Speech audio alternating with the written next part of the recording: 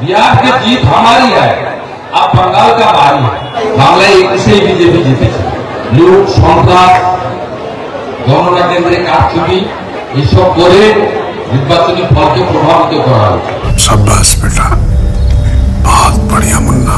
দর্শক বন্ধুরা, আজকের প্রতিবেদন শুভেন্দু বাবুকে দিয়ে শুরু করতে বাধ্য হলাম, কারণ দেখলাম পাশের বাড়িতে বাচ্চা হয়েছে আর শুভেন্দু বাবুরা লাড্ডু বিলি করছে, দুধের স্বাদ গোলে মেটাচ্ছে।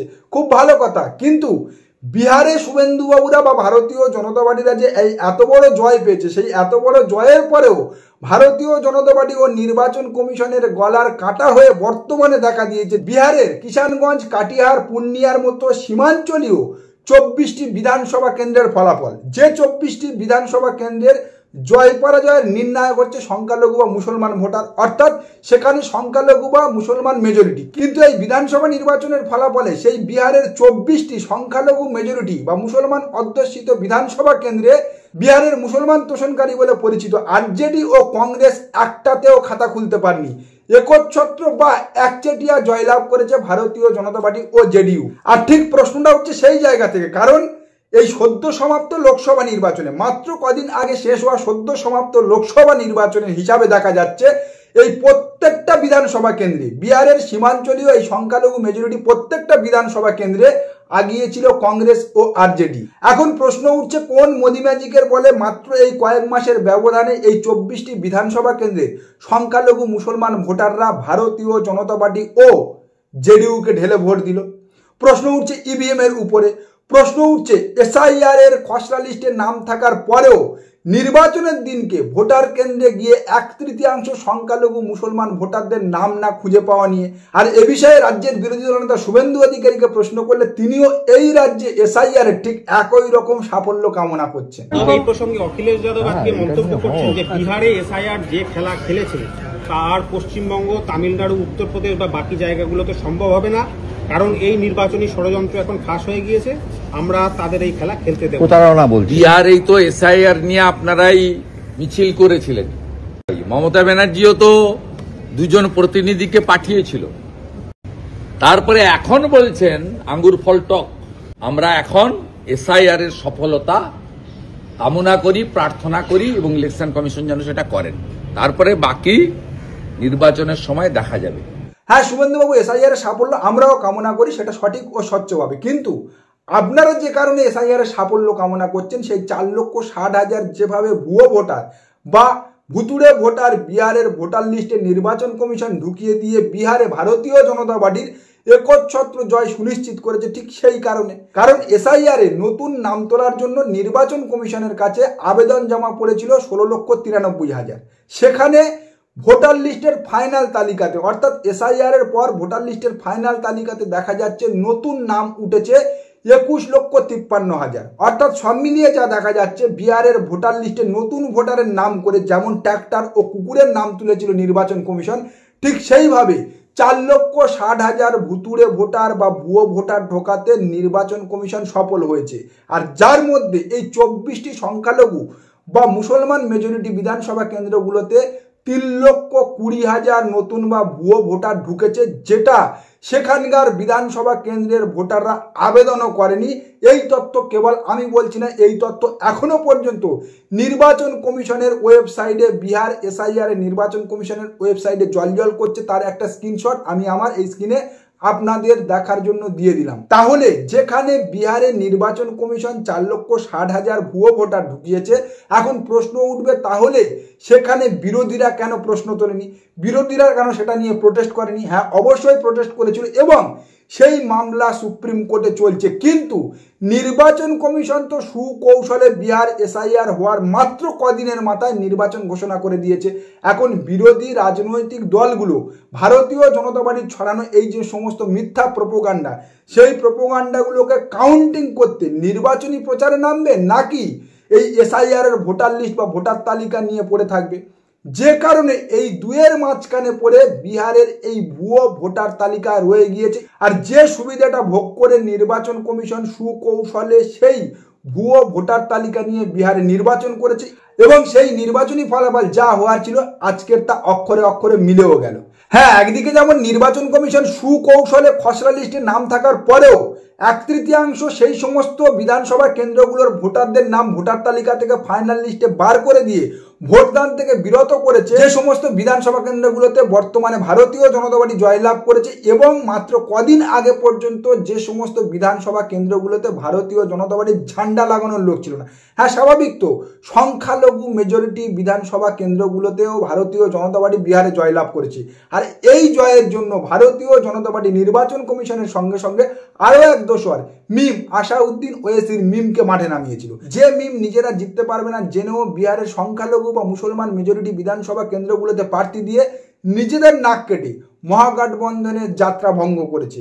হিসাব বা পরিসংখ্যান বলছে নীতিশ কুমারের জেডিইউ ও ভারতীয় জনতা পার্টি বিহারের যে সমস্ত সংখ্যালঘু মেজরিটি বিধানসভা কেন্দ্রগুলোতে জয়লাভ করেছে তার ব্যবধান হচ্ছে 500 থেকে 3000-এর মধ্যে সীমাবদ্ধ। অর্থাৎ 500 থেকে 3000 ভোটের ব্যবধানে ভারতীয় জনতা পার্টি ও নীতিশ কুমারের জেডিইউ সংখ্যালঘু মেজরিটি বিধানসভা কেন্দ্রগুলোতে জয়লাভ করেছে। কিন্তু সেখানে মিম যে পরিমাণ ভোট কেটেছে, মিম যে পরিমাণ ভোট পেয়েছে, মিমের সেই প্রাপ্ত ভোটের সঙ্গে আরজেডি, লালু প্রসাদের আরজেডি বা কংগ্রেসের প্রাপ্ত ভোট সংখ্যা মেলালে প্রত্যেকটা সংখ্যালঘু মেজরিটি বিধানসভা কেন্দ্রে ভারতীয় জনতা পার্টি বা নীতিশ কুমারের জেডিইউ 8 থেকে 25,000 ভোটের ব্যবধানে হেরে যেত। অর্থাৎ একদিকে নির্বাচন কমিশন আর আরেকদিকে সংখ্যালঘু ভোট কাটুয়া, এই দুয়ের সংমিশ্রণে বা জাগলারি দিয়ে ভারতীয় জনতা পার্টি বিহারে ব্যাপক সাফল্য নিয়ে এসছে। আর সেই একই মডেল, বিহার মডেল পশ্চিমবাংলায় ও অ্যাপ্লাই করতে শুভেন্দু অধিকারী ইতিমধ্যে নওশাদ সিদ্দিকীর দলকে পিছন থেকে ইন্ধন যোগাতে শুরু করেছে।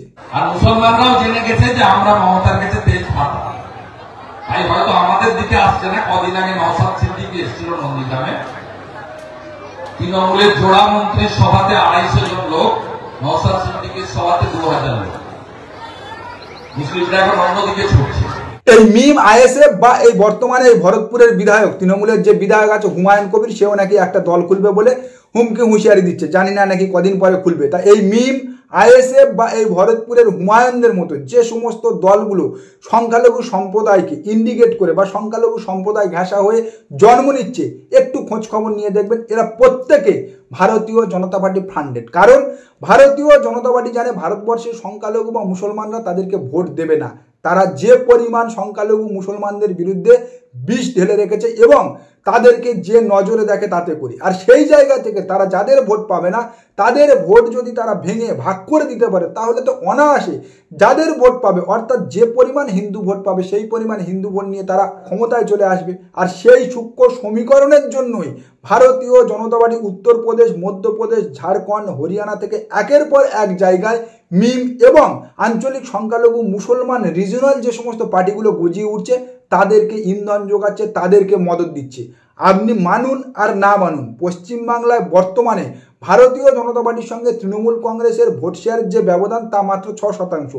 আর যদি এই মিম আইএসএফ বা এই হুমায়ুন কবিরদের মতো দলগুলোকে মাঠে নামিয়ে ভারতীয় জনতা পার্টি তাদেরকে দিয়ে সংখ্যালঘু বা মুসলমান ভোট ভেঙে যেটা তৃণমূল কংগ্রেস একচ্ছত্র পায় বা 100% পায়, সেই জায়গা থেকে যদি মাত্র 2-3% সংখ্যালঘু ভোটে ধস নামাতে পারে বা ভেঙে দিতে পারে তাহলে আগামী দিনে ভারতীয় জনতা পার্টি পশ্চিমবাংলায় ক্ষমতা আসবে। হ্যাঁ বলছি এবং লিখে নেবেন, সেটা অপ্রিয় হলেও সত্যি, পাটিগণিতের হিসাব কিন্তু তেমনটাই ইঙ্গিত করছে। আর সেই খেলায় যদি কোনোভাবে সফল হয়ে এই পশ্চিমবাংলার মাটিতে ভারতীয় জনতা পার্টি একবার ক্ষমতায় চলে আসে তাহলে এই পশ্চিমবাংলার সংখ্যালঘু মুসলমানদের অবস্থাও ওই উত্তরপ্রদেশ, মধ্যপ্রদেশ, হরিয়ানার মুসলমানদের মতো হবে। হ্যাঁ, উত্তরপ্রদেশ, মধ্যপ্রদেশ, হরিয়ানার মুসলমানরা আজকে নিজেদের জীবন নিয়ে কেবলমাত্র বেঁচে থাকার জন্য যেভাবে সেখানে পড়ে আছে মুখ বন্ধ করে, আগামী দিনেও পশ্চিমবাংলায় ঠিক সেই মুসলমানদের অবস্থা একই রকম হবে।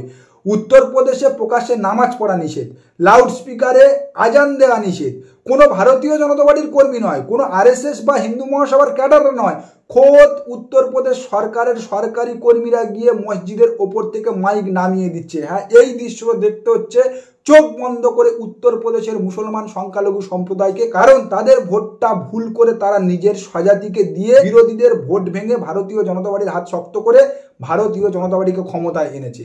প্রশ্ন করা তো দূরের কথা, প্রতিবাদ করা তো দূরের কথা, উত্তরপ্রদেশ, মধ্যপ্রদেশ, মহারাষ্ট্র, হরিয়ানার সংখ্যালঘু মুসলমান সম্প্রদায়রা আজকে ব্যক্তিগত সমস্যা নিয়ে যেভাবে ঝেলছে, প্রশ্ন করলে বাড়িতে বুলডোজার পাঠিয়ে দিচ্ছে। হ্যাঁ, সরকার বুলডোজার পাঠিয়ে দিচ্ছে। সেই জায়গা থেকে কেবলমাত্র বেঁচে থাকা বা বসত বাড়ি নিয়ে টিকে থাকা বা বংশ পরম্পরার ভিটে ছেড়ে না পালিয়ে যাওয়ার জন্য মুখ বন্ধ করে দিনের পর দিন কোনো রাজনৈতিক দল নয়, সরকারের প্রশাসন উত্তরপ্রদেশ মধ্যপ্রদেশের মুসলমানদের সহ্য করতে হচ্ছে। আর আগামী দিনে পশ্চিমবাংলায়ও যদি ভারতীয় জনতা পার্টি কোনোভাবে এই মিম আইএসএফকে দিয়ে সংখ্যালঘু সম্প্রদায়ের ভোট বিভাজন করে দিয়ে ক্ষমতায় চলে আসে, একই দিন পশ্চিমবাংলার সংখ্যালঘু মুসলমান সম্প্রদায়কেও দেখতে হবে।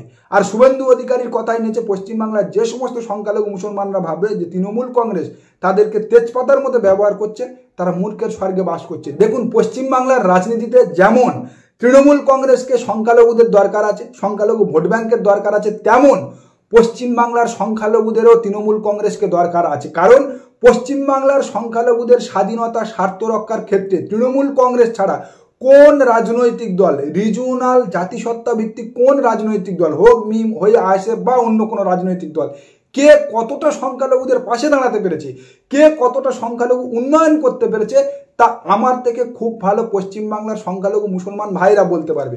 আর সেই জায়গা থেকে পশ্চিমবাংলায় যদি সংখ্যালঘু মুসলমানদের স্বাধীনতা, স্বতন্ত্রতা এবং পিঠের মেরুদণ্ড বা সিদ্ধান্তটা সোজা রাখতে হয়, উত্তরপ্রদেশের মতো বুলডোজার রাজের সামনে মাথা নিচু না করতে হয়, যেটা কথায় কথায় বর্তমানে শুভেন্দু অধিকারী হুমকি দিচ্ছে যে ক্ষমতায় এলে এখানেও বুলডোজার চলবে, এখানে সকালবেলা জমা নেবো বিকালবেলা খরচ করে দেবো, সেই আইনের শাসন ভেঙে বুলডোজারের শাসন দেখতে যদি না হয়, তাহলে এই পশ্চিমবাংলার সংখ্যালঘু মুসলমানদেরকে এক হতে হবে, জোটবদ্ধ হতে হবে।